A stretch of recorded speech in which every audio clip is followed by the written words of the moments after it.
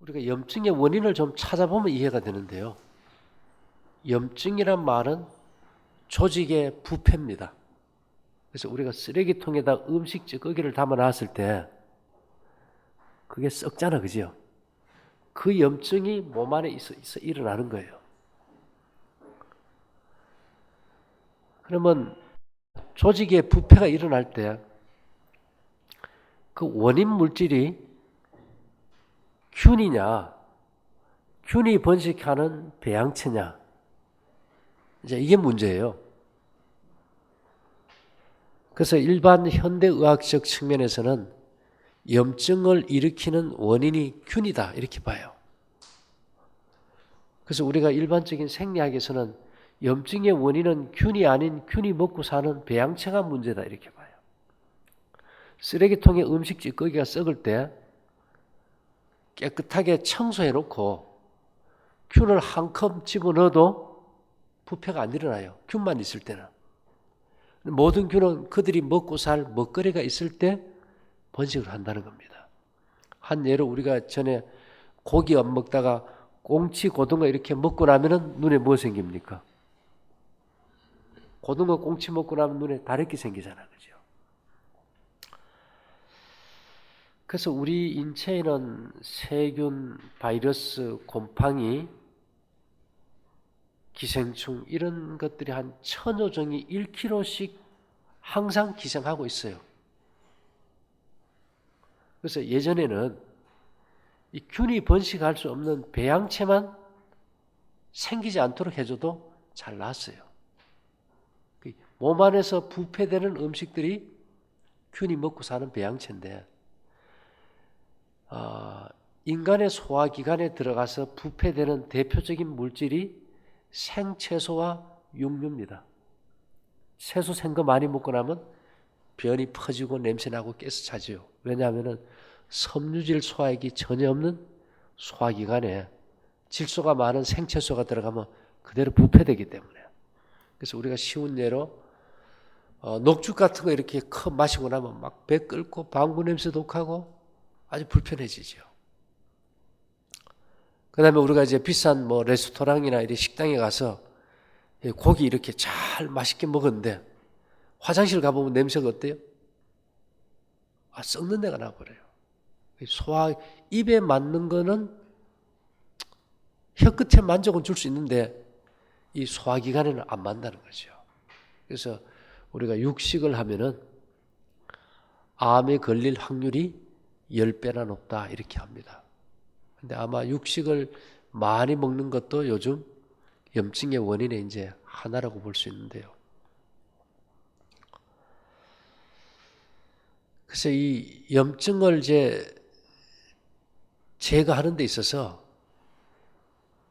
우리 자체의 이제 면역 기능이 떨어져 가지고 배양체가 거의 없어도 이 균들이 항상 염증을 일으키는 만성 염증 상태 질환이 요즘은 너무 많아져 버렸어요. 그러니까 옛날 같이 뭐 고기 먹다 고기 끊으면 몸이 좋아지고 이런 게 아니고 이제는 환경도 오염되고 생활 습관도 잘못돼 가지고 절제를 해도 만성 염증에 시달려요. 그래서 B형 간염 한번 앓으면은 그것이 10년, 20년 지나서 암이 올 때까지 그냥 그대로 가버리는 거예요. 그 다음에 위장에 위암의 원인인 헬리코박터 파일로리 한번 감염이 되면은 얘들이 죽지를 않아요. 위산을 막 뿜어내면은 얘들은 위벽 속으로 들어가서 딱 있다가 위산이 안 나올 때 나와서 또 활동하고 이걸 막을 길이 없어져 버리는 거예요. 그래서 요즘은 우리가 이런 말 하죠. 2마리 토끼를 어떻게 잡을 것인가. 2마리 토끼 잡는다는 얘기 많이 해보죠, 그죠?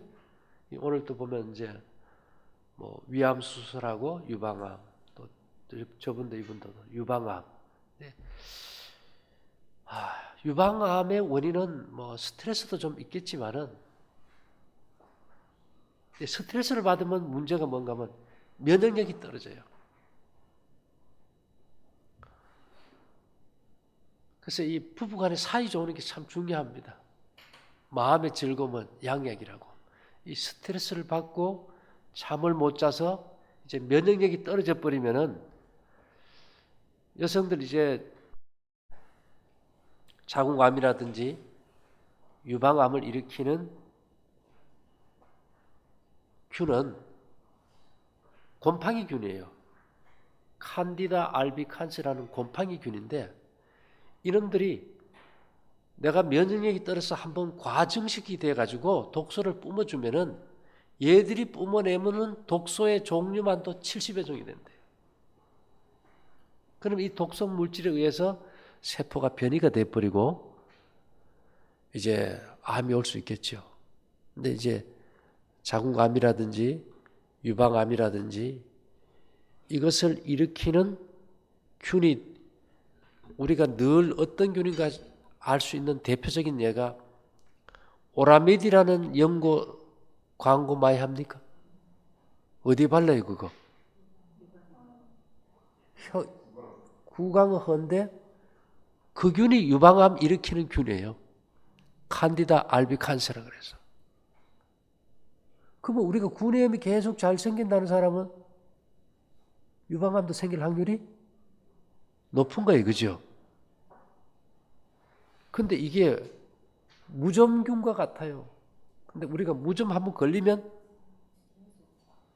평생 가버리잖아요. 그죠? 그러니 이것을 어떻게 제어하고 잡을 것인가가 지금 이제 핵심적인 문제예요. 현실적으로. 옛날하고 달라가지고 뭐 환경이 좋고 체력이 좋아서 음식만 가려도 뭐 암이 회복이 되고 재발이 안 되고 이런 게 아니고 요즘은 문제가 뭐냐? 열이면 열 다 재발돼 버려요. 수술하고 항암제 하면 그걸로 끝나줘야 되는데 거의 100% 가깝게 다 재발되기 때문에 이게 이제 불안해지는 거예요. 그래서 이걸 우리가 이제 어떻게 이제 처리할 것이냐인데, 그래서 오늘은 이제 이 유방암에 대해서 우리가 구체적인 전략을 짜야 될 것 같아요. 왜냐하면 이건 투병이란 말 자체는 병과의 전쟁입니다. 그죠? 첫째, 이 곰팡이균은 건조하면 잘 번식합니까? 습하면 잘 번식합니까? 예. 몸이 습한 체질은 냉체질이 되고 곰팡이균이 번식하기 때문에 몸을 차고 습하게 하는 생활을 벗어나야 돼요. 그 첫째가 뭔가 하면 생채소, 생과일, 생채소는 먹지 말라는 거고. 그 다음에 과일 좋아하면 아까 누군가 저분 뭐 고지혈증, 과일 많이 먹으면 고지혈증 와버려요. 먹은 음식의 당을 인체가 소모하지 않을 때 기름으로 바꿔서 혈관을 막아버리니까요. 그리고 이 곰팡이균들은요, 모든 균들이 그렇지만은 여러분들 혹시 그 빵 만들 때 이스트 넣어서 빵 반죽하는 거 알아요? 근데 이스트 넣어서 빵 할 때 설탕 들어가야 될까요? 안 들어가야 될까요? 왜 들어가야 돼요? 이스트균이 설탕을 먹고 이산화탄소와 알코올을 만들어요. 이산화탄소가 우리가 가스잖아, 그죠? 이 빵을 부풀린단 말입니다. 그러니까 이 곰팡이균은 뭘 좋아한다는 거예요? 뭐를 먹어야 살아가요? 단 거예요, 단 거. 그래서 정상 세포보다 이 암세포는 당분의 대사율이 4배가 높아요. 그러니까 암 환자가 우리고 조청이고 여시고 과일이고 먹으면 좋겠어요, 안 좋겠어요? 그렇죠. 걔들이 왜 당분을 땡기게 할까요? 자, 우리가 페트라는 사진을 찍어요. 페트 찍을 때 양성자를 투여할 때 양성자만 줄까요? 포도당을 같이 줄까요? 포도당을 같이 줘요. 왜요? 이 곰팡이균들이 당을 대량으로 먹으니까 양성자를 같이 투여해서 정상 세포보다 당 대사가 높은 데를 추적해서 사진 찍는 게 뭐예요? 페트예요. 그래서 우리가 암 환자들에게 고기가 해롭다 그러지만은 단 것을 먹느니 차라리 고기를 먹으라고 권해요. 그만큼 해로워요. 예를 들면 이 균들이 얼마나 지능적인가 하면은 톡소포자충이라고 있어요. 이 충은 쥐에서 기생하다가 고양이로 넘어가요. 그래야만이 고양이를 숙주로 해서 다시 이게 살아남는 사이클이 돌아가요. 그러다 보니까 이 충이 쥐 있는 데 가다가 쥐는 고양이 오줌 냄새만 맡아도 두렵고 실증이 싫어지는데 이 충에 감염이 되면요. 고양이에게 잡아먹히기 위해서 고양이 앞에서 막 애교를 떨어요. 사랑하고 싶은 마음까지 만들어서 알짱알짱하게 해서 쥐가 고양이에게 잡아먹히게 해요. 연갓이라고 압니까? 실지렁이 같은 거 이렇게 긴 거 우리가 귀뚜라미나 배짱이 이런 데 보면 배에서 막 거무스름한 거 실 같은 게 이렇게 나오죠. 얘들은 그 벌레 속에 그 곤충 속에 들어가 살다가 물이 있어야 살아나거든. 그래서 우리가 시골에 살면 밖에 생강 곁에 보면 이놈들이 와 있는데 막 뱃속에서 실병 같은 게 막 기어 나와요. 이 곤충의 뇌를 조종해서 물가로 가게 만들어. 그와 같이 암 환자는 얘들이 먹고 살기 위해서 뭐를 많이 먹게 유도할까요? 단 걸 많이 먹게 유도를 하는 거예요.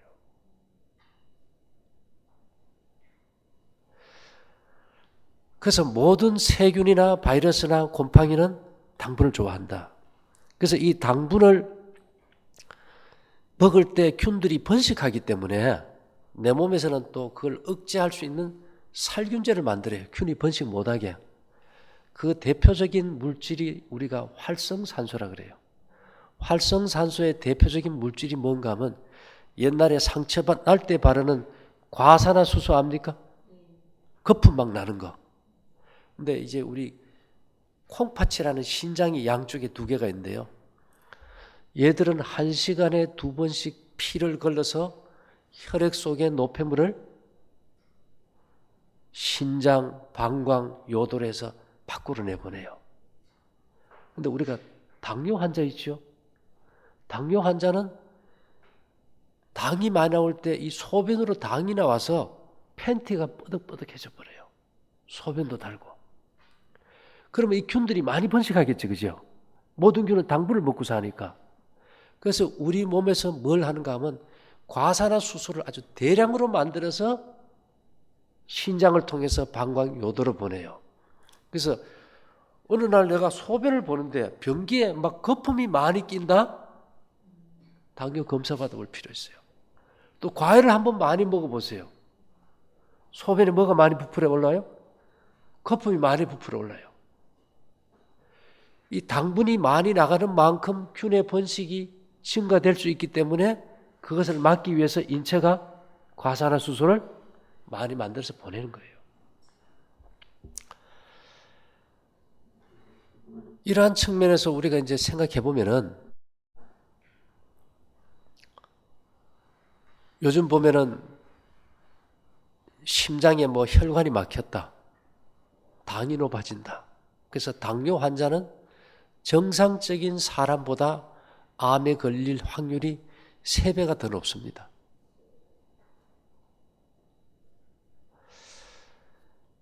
근데 이 음식을 우리가 이제 생채소나 생과일 또 균이 번식할 수 있는 단백질 음식은 좀 삼가해야 되겠죠.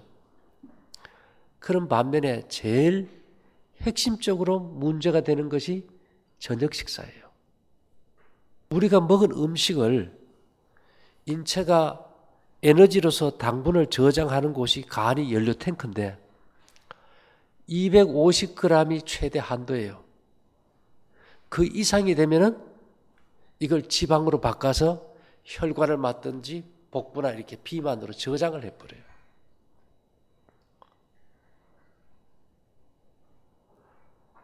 근데 대부분 우리가 아침, 점심 먹은 음식은 에너지로 쓰지만은 저녁은 신진대사를 안 합니다. 에너지 쓰는 신진대사를.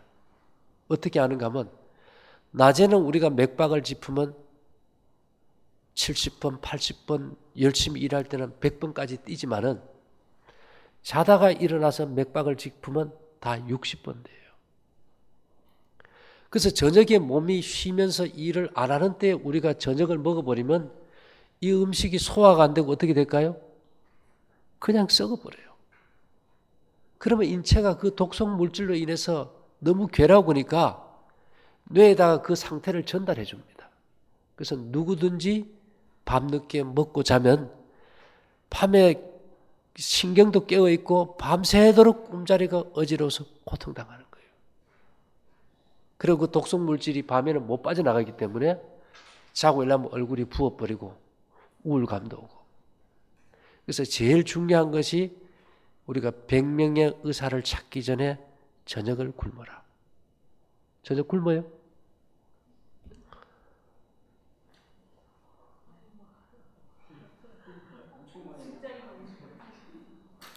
그렇죠. 아침은 안 먹고 되게 저녁을 많이 먹어요. 한 끼를 먹어도. 그래서 우리가 흔히 말하기를 늦은 저녁은 죽음으로 끝나는 병의 시작이다. 그래서 오늘 현대병의 가장 큰 원인을 꼽으라고 한다면 늦은 저녁 식사입니다. 네, 늦은 저녁 식사. 그래서 이 소련 속담에는 아침은 잘 먹고 점심은 친구하고 나눠 먹고 저녁은 원수한테 주라 그래요. 원수한테. 그만큼 해로운 거죠. 그래서 우리가 이제 필요한 만큼 뭔가 균형을 맞춰줘야 되는데 현대병은 너무 많이 먹는 것이 이제 문제라고 볼 수 있겠죠.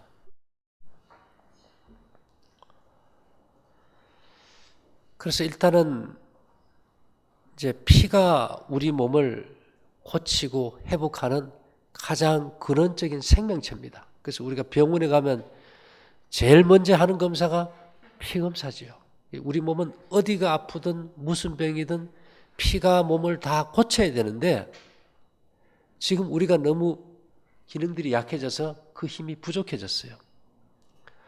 그래서 이제 현대에 와서는 2차적으로 우리 몸의 생명력을 증진시키고 내 몸의 면역 체계가 감당하지 못하는 면역 기능을 활성화시키기 위해서 인간이 만든 것이 뭐 비타민이다, 보조식품이다, 그 다음에 항생제, 항균제, 항바이러스제, 항곰팡이제, 이제 항암제까지 나왔어요.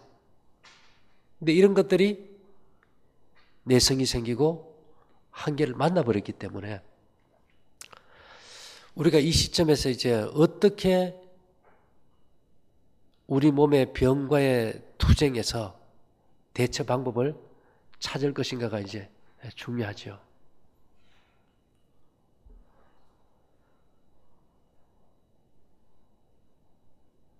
여러분들이 병이 걸려보면 알지만은 열심히 안 하는 사람은 없어요. 열심히 안 하는 사람은. 왜 자기가 죽고 싶은 사람이 없으니까 열심히 하는 겁니다. 그런데 그 방법이 진짜 올바르냐 아니냐는 따지질 않는다는 거예요. 우리도 그래요. 한 30년 동안 왜 이렇게 병이 많고 병이 안 날까 고민하다가 뭘 찾게 됐는가 하면 인간의 몸은 70억의 인구가 똑같은 불변의 법칙을 가지고 있다는 거예요. 그래서 그 법칙을 찾아내서 그 조건을 좀 맞춰주자. 그래서 그 방법을 찾아내는 유일한 핵심이 우리가 재현성의 법칙이라 그래요. 같은 것을 반복했을 때 똑같은 증세가 나오면 그건 진짜다. 예를 들면 저녁 먹고 자서 아침에 속 편한 사람이 있습니까? 늦게 저녁 먹고 자면 누구라도 꿈자리 어지럽고 몸이 안 좋아요. 그리고 누구든지 목욕탕 가서 뜨거운 물 속에 들어가 있으면 가슴이 어때요? 답답해요. 우리 인체는 36.5도 이상의 체온이 올라가면은 인체의 70%를 차지하는 물이 팽창되면 세포가 터져버리기 때문에 열이 올라가면 땅구멍을 열어서 열을 빼는 반면에 몸에 에너지를 태워서 열을 올릴 수 있는 그 대사 기능을 차단해요. 그 유일의 방법이 뭔가 하면 산소가 들어가는 폐포를 닫아버려요. 그래서 목욕탕 가서 뜨거운 물 속에 들어가 있으면 가슴이 어때요? 답답하죠. 그래서 이 암 환자들에게 공기 좋은 데 자꾸 가라 그래요. 이유는 뭔가 하면은 1931년도에 독일의 오토 바르부르크 박사가 정상 세포에다가 48시간 동안 공급되는 산소를 35%로 줄였더니 정상 세포가 암 세포로 바뀌더라는 거예요. 저희 어릴 때는요, 방 안에 자고 나면은 겨울에 운목에 있는 물이 얼었어요. 요즘 그런 집 한 집도 없어요. 온도는 높이면서 다 밀폐시켜가지고 지금 산소가 다 고갈돼 버렸거든요. 아무리 시골을 살아도 어쩌면 잘 지은 감옥 속에 사는 것 같은 거죠. 그래서 옛날 어른들이 계속 뜨거운 방에 등을 지지다 보니까 폐가 수축되고 오그라져서 폐는 풍선이기 때문에 등이 굽어버려요. 할아버지들 옛날에 지팽이 짚고 다니는 원인이 다녔지, 그죠? 그 원인이 뜨거운 방에 오랫동안 등을 지져가지고. 그러다 보니 폐가 다쳐서 천식이 오고 숨이 찬 사람들이 많았던 거예요.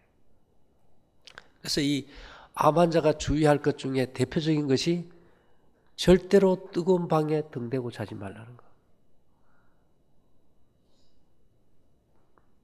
꼭 명심하셔야 됩니다. 그 다음에 이제 또 하나는 저녁을 먹는다면은 회복을 포기해야 돼요. 첫째는 우리가 밥 먹고 뛰어보면 잘 뜁니까? 숨이 찹니까? 우리 어릴 때 밥 금방 먹고 뛰어보면 막 숨 차잖아요. 폐가 산소를 빨아들이는 게 아니고 폐 밑에 횡격막이 이게 상하로 풀무지를 해야 되는데 횡격막 밑에 음식이 들어가서 이렇게 횡격막을 압박해버리면 산소가 안 들어와요. 밤에는 위가 운동을 안 하는 때에 위장에 음식을 채워넣으면 미역 고사리에 물에 넣으면 불듯이 이게 팽창돼가지고 횡격막을 압박해버려요. 그래서 이 산소가 부족하면 심리적으로 불안하고 우울감이 와요. 그래서 이제 저녁을 확실히 굶어야 된다는 거. 그 다음에 이제 아까 이제 제가 균이 먹고 사는 이 노폐물을 빼는 대사 기능이 시간대별로 언제 가장 높은가 조사를 해봤더니만요. 해가 져서 12시 전에 제일 많이 빠져요. 일찍 자는 게 중요하겠지, 그죠? 근데 잠잘 때와 낮에 활동할 때에 이 균들이 번식하는 노폐물을 빼는 대사율의 차이가 얼마냐 하면 낮보다 밤이 10배나 많습니다. 그 저녁에 우리가 늦게 먹어서 위를 일을 시켜버려서 일을 시킴으로 인해서 노폐물을 못 빼게 되면 누구든지 아침에 다 부어버려요. 그래서 이 저녁을 먹는다는 것이 가장 위험하다는 거. 그 다음에 이제 일단은 저녁을 안 먹으려면은 배가 안 고파야 되거든요. 배가. 이제 주로 배가 언제 고픈가 하면 저녁에 해지고 나서 해질 때, 또 하나는 여성들이 생리 있을 때, 생리 전에. 왜 그럴까요? 우리 몸에 이 호르몬 대사라고 있어요. 이 낮과 밤이 교차될 때 호르몬 대사가 바뀌고 여성들이 생리가 있을 때 호르몬의 변화가 와요.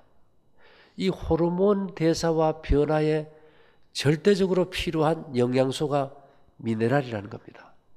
미네랄은 금, 은, 동, 아연, 구리, 철 이런 미량의 금속성 원소가 우리 몸에 한 90여 종이 있는데 이 원소들이 부족하면은 이 호르몬 대사가 일어날 때 호르몬 대사를 정상으로 돌리기 위해서 미네랄 달라는 신호가 식욕으로 와버려요.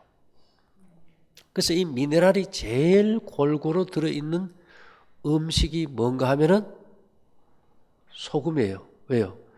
바닷물 속에 80여종의 균형진 광물이 들어있기 때문에 그래서 바닷물로 만든 천일염을 좀 잘 먹는 것이 아주 중요하다는 거.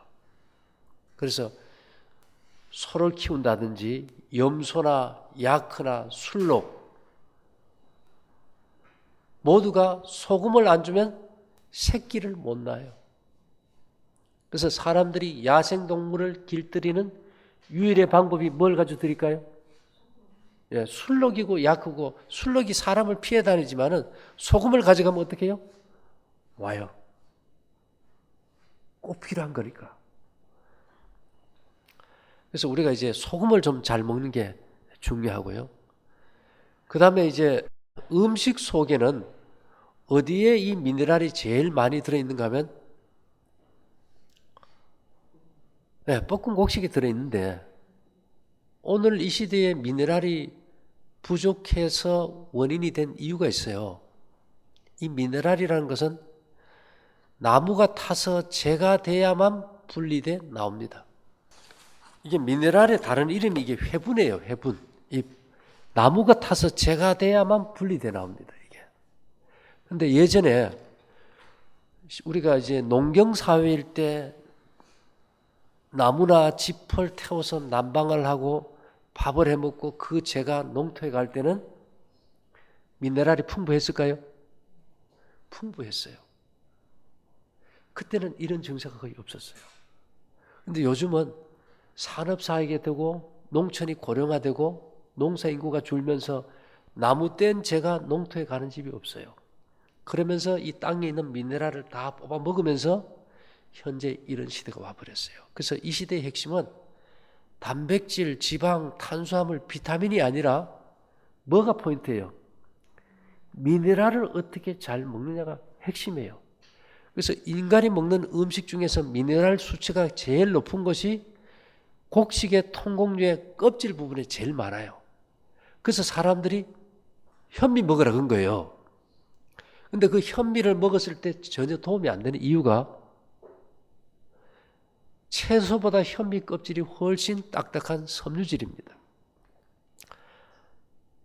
건강식 한다고 집에 가서 저 검정쌀 밥 해 먹어본 적 있어요? 화장실 가보면 어때요? 까만 쌀이 그냥 나와버려요. 100% 현미도 그냥 나옵니다. 우리 옥수수 쪄 먹어도 대부분 그냥 나와요. 왜 그럴까요? 씹어서는 그 껍질의 섬유질을 터뜨려서 그 안에 미네랄을 뽑아내는 기능이 인체에는 없다는 겁니다. 그래서 우리가 할 수 있는 방법이 이걸 밥을 해서 말려서 볶아서 이걸 탄소로 바꾸면 섬유질의 세포질이 열리면서 미네랄이 분리돼 나오겠죠. 그래서 우리가 미네랄이 제일 많이 드는 음식이 깨예요. 들깨, 참깨. 그 기름 짰을 때 고소한 맛이 미네랄 맛인데 살짝 볶으면 고소한 맛이 있어요, 없어요? 예, 매 볶아야 돼요.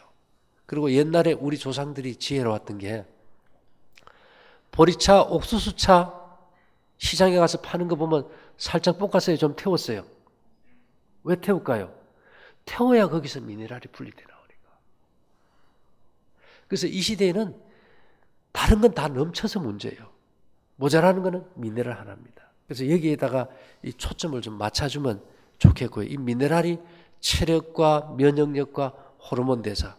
그래서 우리가 여기서 볶은 곡식하고 볶은 곡식으로 만든 떡을 먹으면 하루만 먹어도 저녁에 허기가 안 져요. 배가 안 고프고. 뭐가 공급이 되니까요? 미네랄이 공급이 되니까. 뭐 단백질도 인체에서 만들고 비타민도 인체에서 합성하는 게 있지만 미네랄은 합성이 안 돼요. 외부에서 들어가야만 되는 거예요. 이거는. 자, 그래서 우리가 일단은 이제 기초 체력을 좀 확립하는 게 이제 중요하겠죠. 그 다음에 이제 우리가 사람들이 그래요. 그 왜 하필 밥이면 되지 그걸 볶아서 왜 그렇게 별나게 먹느냐.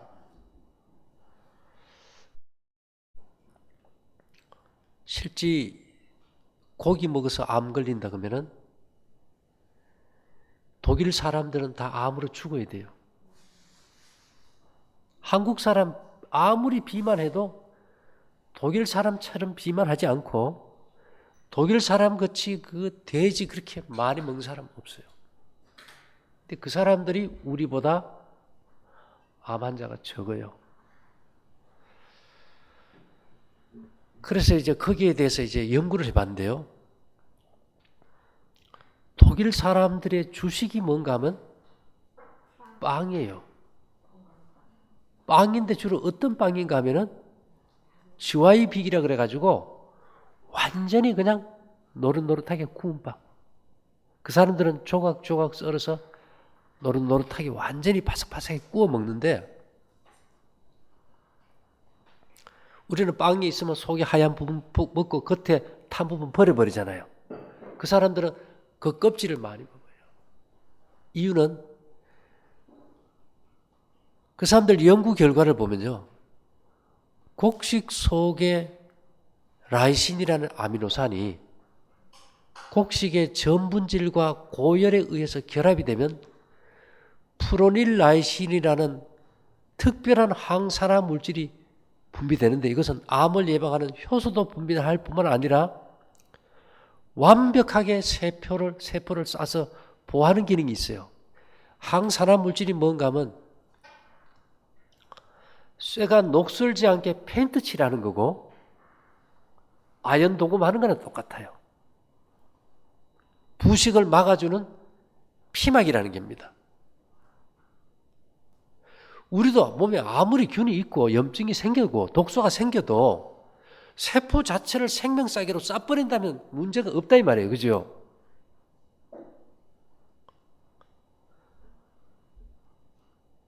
그러면 빵을 고열에 구울 때 생긴다면 볶음국식을 볶을 때 태울 때니까 훨씬 많이 안 생기겠어요? 그래서 우리가 이 볶음국식을 먹는 사람들은 상처가 나도 진물이 나거나 연고를 바르거나 소독할 필요가 없어요. 그냥 그쳐버리고 그냥 닦지 않고 놔버려요. 우리가 살성이 좋다 그죠? 채소를 많이 먹는 사람들, 생채소. 늘 진물 나고 상처가 잘 안 아물고 오래가요. 그래서 그 사람들이 그렇게 나쁜 음식을 많이 먹지만은 늘 구운 빵을 위주로 식사를 하기 때문에 세포를 보호하는 항산화 물질이 몸에 가득해서 몸을 갖다가 보호해준다. 어떻게 해요? 연뿌리가 보면은 거의 시궁창 수준에서 살지 않습니까? 뻘에. 근데 연뿌리는 냄새가 어때요? 향기가 좋아요. 미나리도 보면은 아주 더러운 물에 뭐 옛날에 정화조 갖다 그냥 부어가지고 거기 키워도 미나리는 향기가 있어요. 그렇죠? 외부의 환경과 관계없이 내 몸을 회복하고 보호하는 기능이 항산화 물질인데 이것이 볶았을 때 구운 빵에 아주 많다는 거. 근데 한국 사람들은 그 습기 없는 마른 빵이나 볶은 곡식보다는 젖은 밥을 좋아하잖아요. 그죠? 그러다 보니까 고기를 그 사람들의 밥만 먹어도 내 몸의 세포를 보호하는 기능이 없기 때문에 치명적이 돼버립니다.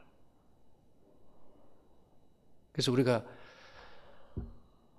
문화가 그렇기 때문에 밥을 먹어야 된다. 그러기보다는 우리가 왜 음식을 바꾸고 이 시대에 특별히 생활을 바꿔야 되는 이유를 좀 이해한다면 훨씬 더 변화를 주기가 좀 쉽겠죠. 아까 제가 이제 보여드렸듯이요. 이게 폐입니다. 이 폐의 넓이가 20평 아파트 넓이만 해요. 이 바로 밑에 이 막이 횡격막이에요. 폐가 산소를 빨아들이는 게 아니고 이것이 상하로 풀무지를 하는데 이 횡격막 밑에 위장이에요. 여기 음식이 꽉 차서 횡격막을 압박해버리면 산소가 안 들어오게 되겠죠. 그래서 이 저녁 먹는 것은 치명적이 돼버려요. 예.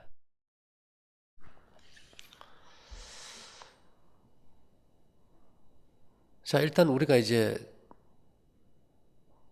요즘은 병원에 가면 좀 짜게 먹게 합니까? 싱겁게 먹게 합니까? 우리 사모님도 싱겁게 드세요? 예. 짜게 먹는 것과 단 것에 이제 관계가 있어요. 안동하면, 경상북도 안동하면 유명한 게 뭐가 있을까요? 안동, 강고등거, 뭐 모르는 사람이 없을 거예요. 홈쇼핑에도 많이 나오니까. 이 동해안에서 고등어를 잡아서 이제 영덕구 오는 제를 넘어오면 이게 상하면은 개울가에서 배를 따서 다 씻어내고 거기다가 소금을 쳐서 염장을 해요. 그러면 고기가 상하지가 않잖아요. 이거는 소금은 뭔가 하면 첫째가 방부제예요. 우리 몸에서도. 여러분, 가래나 코가 나올 때 있죠. 가래나 코가 뭔가 하면 염증의 부산물인 고름입니다. 가래 맛이 어떤지 아세요? 짜요. 왜?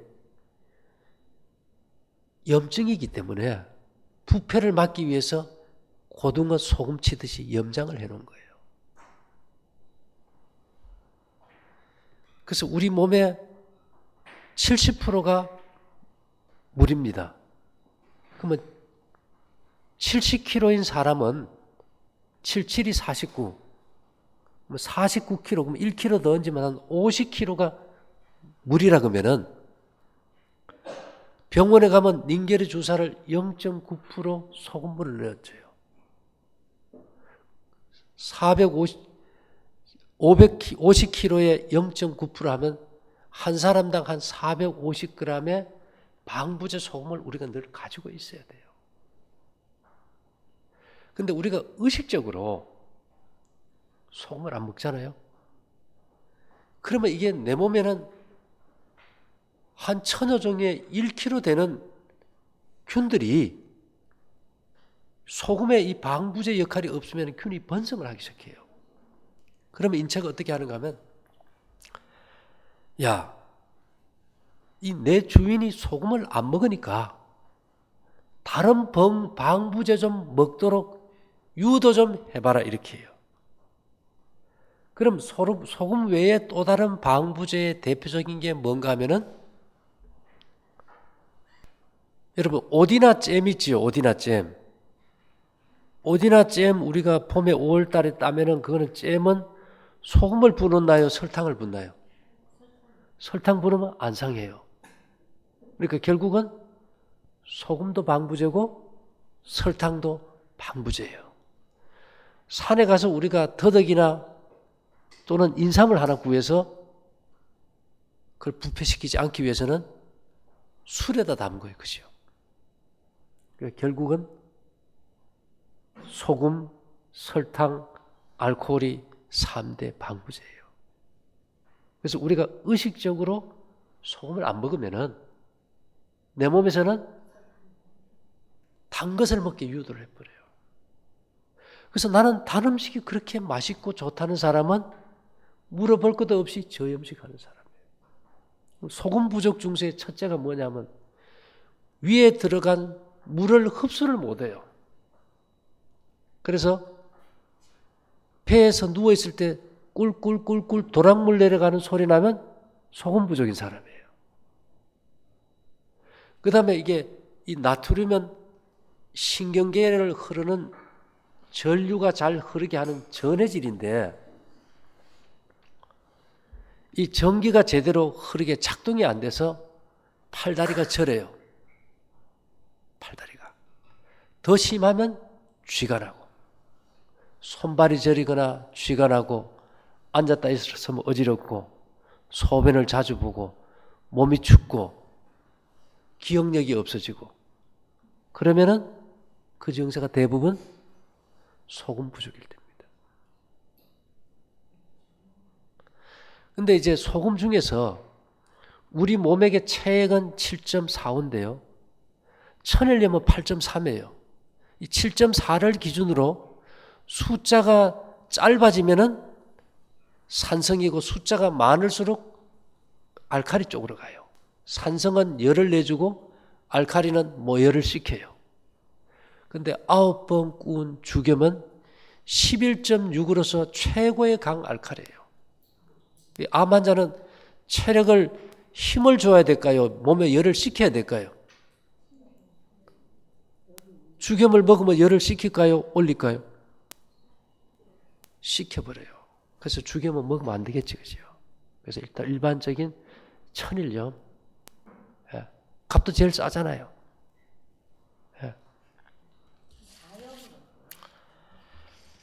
뭐 자염은 암염이기 때문에 바닷물처럼 많은 광물을 함유하지를 못해요. 자염은 주로 자주색 나는 자염은 철분만 많지 다른 미네랄이 부족하기 때문에 일단은 바닷물로 만든 천일염이 광물이 가장 골고루 들어있어요. 그 다음에 이제 우리가 이제 기본적으로 이제 생활 습관에서 변화를 줘야 되는 이제 몇 가지를 이제 살펴봤으면 우리가 아무리 절제를 해도 우리 몸에서 노폐물은 매일 만들어져요. 어느 정도 나가는가 하면 1년만 지내면 11개월에서 1년만 지내면 내 몸의 조직은 1년 전의 조직이 하나도 없어요. 1년이면 한 번씩 다 바뀌어버려요. 근데 하루에 우리 몸에서 죽어나가는 고기가 얼마만큼인가 하면 최하 600g에서 1kg씩 세포가 교환이 돼요. 600g에서 1kg씩. 그래서 이렇게 죽어나가는 고기가 부패되면 엄청난 독성을 일으켜요. 고기 썩을 때 냄새 얼마나 독합니까? 근데 이 나가면서 세포 교환이 수면 중에 일어나요. 그래서 우리가 아이를 낳아서 아이들이 100일 전에 제일 많이 자란다 그래요. 왜 그럴까요? 자면서 크잖아요. 그죠? 이 수면 중에 이게 세포가 교환이 돼요. 근데 우리가 흔히 말하기를 12시 전에 2시간 자는 잠이 12시 후에 4시간간 맘먹는다 이래요. 그럼 일찍 자는 게 중요하겠죠. 그럼 우리가 이제 잠이 늦어요. 그러면 인체는 세포가 죽어나가. 그럼 죽은 세포는 어디로 나가느냐 하면 전부 혈액 속으로 들어가요. 내 몸에 죽은 조직에 단백질이 혈액 속에서 11시, 12시, 1시 잠을 안 자면 이거 거기서 부패가 돼요. 그렇게 되면 인체가 어떤 일을 하는가 하면은 우리 피부 바로 밑에 정맥이 피의 50%를 저장하는 저장고입니다. 그 혈액 속에 이 혈액을 갖다 전부 피부로 다 밀어버려요. 그래서 뭐 혹시 어릴 때 잠잘라고 뭐 엄마 덩어리 끌고 줘 이렇게 하고 그 기억합니까? 그 옥수수 까먹고 나면 송이에다가 쌀이 꼬재기 꼽아가지고 덩어리 끌고 옛날에 많이 그랬어요. 요즘도 한번 해보세요. 그런데 그것이 언제 주로 가려우냐? 꼭 잠들 때. 때가 많아서 노폐물이 있는데 더 나면 더 심해지겠죠. 여러분들도 한번 해봐요. 무슨 일이 있어서 12시, 1시, 2시 넘어가 보세요. 이유 없이 머리가 가렵고 피부가 가려워지기 시작해요. 그러나 혈액 속에 들어간 단백질이 부패되기 시작하는 거예요. 그래서 우리가 흔히 말하기를 수면은 아무것도 하지 않는 것이 아니라 회복하는 것이다. 그러니까 언제 자는 게 효과가 좋아요? 지금 이게 전기 발명되고 컴퓨터, 뭐 TV 밤늦게까지 보면서 이게 지금 다 망가지기 시작하는 거예요. 지금 우리가 지금 한계의 가장 밑바닥에 있어요. 아마 이대로 가면 인류가 살아남을 사람이 별로 있겠어요? 지금 셋 중에 하나가 암으로 죽으니까 어느 집이고 암 환자 없는 집은 없어요. 예외는 없어요, 지금. 그 다음에 우리가 이제, 자, 항암제를 안 써요. 그럼 여기 이제 대표적으로 항암제 대신 쓸 수 있는 실제적인 살균제를 찾아야 돼요. 자, 유방암 일으키는 칸디다 알비칸스하고 구내염을 일으키는 칸디다 알비칸스가 같은 균이에요.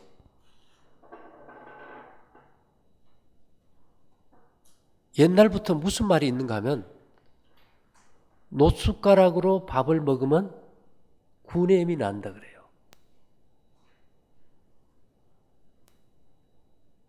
여러분 혹시 저 거머리 본 적 있어요? 어릴 때? 미나리를 이렇게 뜯어와요. 뜯어와서 노대에다가 미나리를 담가 놓으면 거머리가 어떻게 될까요? 그냥 비실비실 나와서 힘을 못 쓰고 죽어가요. 왜 그런가 하면 척추가 있는 생명체를 고등생명체라고 하고 척추가 없는 생명체를 하등생명체라고 그래요. 이 굴이라는 것은 금속 이온 중에서 특별한 성질을 가지는데요. 척추가 있는 생명체는 간이 있고 척추가 없는 생명체는 간이 없어요. 자, 그럼 여러분 저 혹시 벼룩이 간이 있을까요? 없을까요? 네? 척추뼈가 없으니까 없어요, 사실은. 근데 우리가 벼룩이 간을 내먹지 않은데 없어요. 자, 여기서 이제 중요한 문제는 뭔가 하면은 냉장고에다가 구리선이라든지 녹그릇을 여놓고 며칠 지나버려요. 냉장고에 냄새가 하나도 없이 다 없어져버려요. 왜 그럴까요? 이 냉장고가 이렇게 윙하고 돌아갈 때 그 울림이 구리에 전달되면 구리에서 나가는 파장이 모든 세균의 생식기를 다 터뜨려 죽여버려요. 그래서 우리가 원앙 소리라는 게 있어요. 원앙이 뭔지 알죠? 소목에 다는 노종이에요. 낙타도 달고 그 야크도 달고 스위스 소는 막 이따만한 걸 달아요. 그리고 절에 가면은 해인사 절에 가면은 추녀 끝에다가 노수로 된 풍경을 달아놨어요. 그게 왜 쩔렁쩔렁 소리가 나갈까? 그 파장에 의해 가지고 균이나 충이 죽어버리는 거예요. 이게. 내 얘기가 의심이 나면은 냉장고 한번 놔보라 이 말이지. 이것을 우리가 양자역학이라고 하는데요. 옛날에는 우리가 선이 있어야 뭐 대화가 됐는데 요즘은 TV도 선 없이 다 켜고 스마트폰도 다 그렇게 쓰지, 그죠? 이게 파장의 문제예요, 파장. 그래서 이 구리는 세균, 바이러스, 곰팡이를 죽이는데 강력한 살균제입니다. 그리고 녹그릇을 구성하는 주석은 특별히 곰팡이, 진균류, 살진균제로서 최고로 강력해요. 예. 그리고 이 옛날부터 구리 광산의 광부들은 관절염이 없다 그랬고요. 우리 할머니, 어머니 세대들이 녹그릇 쓸 때는 관절염이 없었다 그랬어요. 근데 우리가 다 그거 없애버리고 스텐 쓰고 이러면서 지금 병들이 이렇게 많아진 거예요. 그리고 이 구리를 녹그릇이나 이런 걸 써보면 어떤 영양제보다도 굉장한 체력 증강제입니다. 옛날에 차력하는 사람들 본 적 있어요? 차력? 막 이빨로 차도 끌고 막 무거운 거 들지요. 그 사람들이 뭘 해서 그렇게 힘썼을까요? 전부 다 구리 녹을 먹었어요. 구리. 그게 그만큼 체력 증강제고, 그 다음에는 여러분 집에 가서 안약 있으면은 안약 물약 이렇게 봐요. 거기 보면 전부 다 황산동이라고 써놨어. 황산동이 뭘까요? 구리녹이에요, 구리녹. 눈을 밝게 하는데 최고의 명약이 구리녹이에요.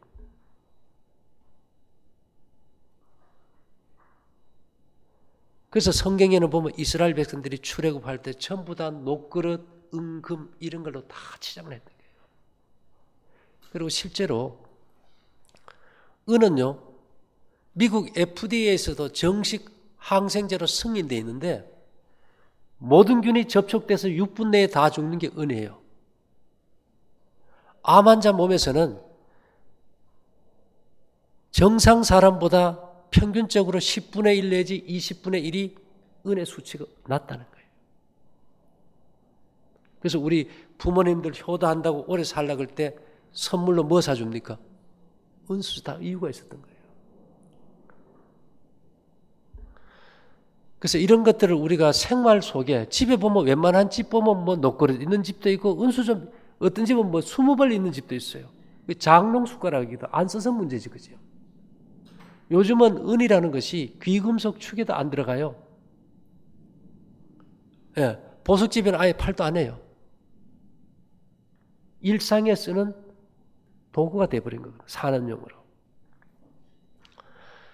그래서 이제 그런 것들을 원래는 항생제가 나오기 전에 파스테르가 세균을 발견하고 플레밍이 페니실린을 만들기 전에는 전부 다 녹과 은으로 살균했었어요. 일본 사람들이 2차 대전 때요, 이 계급이 높은 사람들은 전부 다 이 가슴에다가 뭘 달고 다니는가 하면 이 견장이란 것이 은판을, 손바닥만한 은판을 달고 다녔대요. 그렇게 하다가 어느 곳에 가서 물을 먹을 때 그 물을 살균하거나 소독하거나 이상이 있는가 확인할 때 전부 다 그걸로 물에 담가가지고 실험했다는 거예요. 은은 뭔가가 잘못되면 색이 변하고 균이 있으면 살균해버리니까. 그런데 이것이 이제 산업사회가 되고 이익 집단이 생기면서 그런 것들에 대한 정보를 없애버리고 인간이 뭔가를 만든 항생물질로 하려고 그랬는데 은은 650여 종의 모든 세균을 내성 없이 다 죽이는데 검증이 된 거예요. 그 다음에 이제 우리가 여기 오신 분들이 무슨 차인지 모르지만 계속 마시면서 신경을 이제 혼란스럽게 하는데 뭐 커피를 마시는지 모르겠어요. 실제로 노시나 은이나 주석보다도 최고로 강력한 항생물질이 수은이에요. 수은.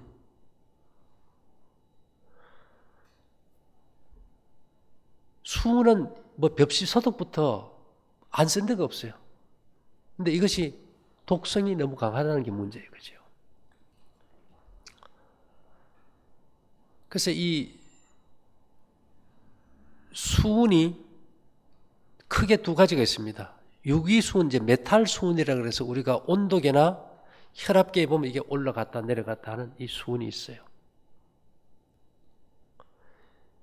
이것은 인체에 엄청난 독성을 일으켜요. 그런데 산소나 황이나 염소와 딱 결합이 된 수은은 몸에 축적이 안 되고 배설이 되면서 살균력을 그대로 가져요. 예를 들면 우리가 수산화칼슘이라는 양잿물이 엄청 독한 겁니다. 근데 그 수산화칼슘이 양잿물을 갖다 콩기름하고 섞어서 저어서 묻혀버리면은 비누가 돼요. 비누가 됐을 때는 우리가 세수도 하고 만져도 아무 문제가 없어요. 소금도 그래요. 염화 나트륨이죠. 염소와 나트륨. 분리시키면 둘 다가 사람을 치명적으로 죽이는 맹독인데 결합이 되니까 생명을 주는 소금이 돼요. 그래서 이 수은도 산소나 황이나 염소와 이 결합된 상태가 굉장히 중요합니다. 그것을 우리가 무기수은이라 그러는데 이 무기수은이 제일 많이 든 것이 뭔가 하면 쇠비름이에요. 밭에 지천으로 깔렸지, 그죠? 세계에서 8번째로 많은 풀입니다. 쇠비름 태운 제 9.6kg를 갖다가 쌓아놓으면 밑에 600g의 수은이 만들어져요. 그런데 이 수은이 빨리 흐르는 금이라고 이름을 붙이다 보니까 태양계 행성 중에서 제일 빨리 움직이는 게 수성이에요. 수성의 이름이 머큐리입니다. 그래서 수은으로 만든 살균 소독제를 머큐로크롬이라 그래요. 빨간 약 알지, 그죠? 그래서 이 수은이 종양을 제거하는 데 탁월하기 때문에 옛날에 종기 났을 때 고약 붙였지요. 그 이름 무슨 고약인지 알아요? 이명래 고약 원료가 바로 새비름이에요. 새비름. 새비름 속에 수은이 원료예요. 그래서 우리가 이 새비름, 일반 음식에서 곡식에서 수은이 제일 많은 게 밀입니다. 근데 밀보다도 340배나 많은 게 새비름이에요. 근데 우리나라만 그걸 식물로 안 먹지, 유럽이나 북부 아프리카에 가면 샐러드로 이걸 상용으로 그냥 먹어요. 먹는데 이 수은이 새비름 속의 수은을 이렇게 보니까 보통 이게 줄기에 수은이 제일 많은데 붉은색 나죠. 좀 붉은색. 거기에 81ppm이 들어있는데 이걸 말렸을 때는 1400ppm이 나와요. 농축이 돼서. 근데 우리가 이걸 실제 써보니까 아주 탁월해요. 새비름이 비쌉니까? 널린 게 새비름이지, 그죠? 실제로 우리가 건강을 회복하는데 돈이 별로 안 들어요. 어떤 인간이 만든 항생제, 항암제보다도 강력한 것이 구리, 주석, 은, 수은이에요. 옛날엔 다 이걸 썼어요. 과거에 패스트가 유럽에 전염이 돼가지고 유럽 인구의 3분의 1이 다 죽을 때 네덜란드의 왕족들은 한 사람도 안 죽어요. 그 사람들은 뭘 썼을까요? 전부 은식이 썼거든. 목걸이 비쌀까요? 한 10만 원 하면 넘치게 사요. 그래서 우리가 뭐 은반지를 낀다든지 팔찌를 한다든지 그렇게 해서 생활 속에 우리 몸이 면역 기능이 약할 때 몸에 장애를 줄 수 있는 균을 살균할 수 있는 방법들을 택한다면은 별로 부담 없이 살아갈 수 있겠지, 그죠? 그래서 우리가 여기서 뭘 팔고 장사하고 그런 목적이 아니고 우리가 지금 여기서 한 5천 명 되는 사람들을 연결돼서 하는데 암 환자가 절반이 넘어요. 절반이. 우리 사모님 유방암 재발해가지고 오셔가지고 이게 지금 힘들어 있는데 저분이 여기 왔다 간 김태자 선생이라고 있어요. 학교 선생인데 김해 있는 분인데 이분은 딱 처음부터 여기 왔어요. 수술 안 하고 완치가 돼버렸어. 저분이 연락해보고 이제 여기 와서 이제 계시거든. 며칠 만에도 많이 좋아졌어요. 우리가 이 사람이 내가 생각하는 것과 다른 것은 다 틀렸다는 편견보다는 마음을 열고 우리가 진짜 생활이 잘못돼서 온 병이니까 어떻게 생활을 바꿔서 몸을 회복시킬까에 초점을 맞춰야지. 재수 없어서 걸렸으니까 재수 좋아지는 뭔가를 한다는 생각을 좀 바꿨으면 좋겠다, 그 얘기입니다.